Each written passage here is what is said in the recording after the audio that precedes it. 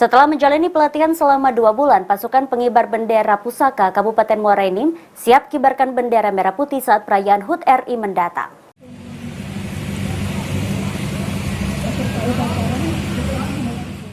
Peringatan upacara bendera HUT RI ke-77 17 Agustus nanti, pasukan pengibar bendera pusaka siap untuk melaksanakan setelah mendapatkan pelatihan rutin.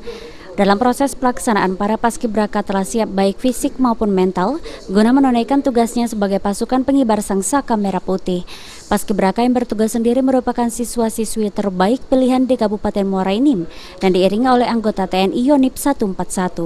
Paskibraka Kabupaten Muara Enim tahun 2022. Memang untuk pasukan semula siap, kita dibantu juga dari pasukan 45 dari Batalion 141 sejumlah 46 orang. Kami rasa untuk pasukan, untuk paskibraka sudah siap melaksanakan tugas dengan baik. Harapannya dapat melaksanakan tugas dengan baik sampai dalam tugas.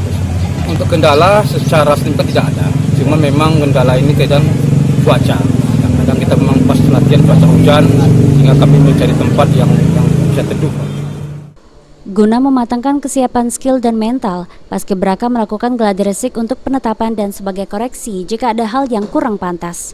Mardiansa, PAL TV.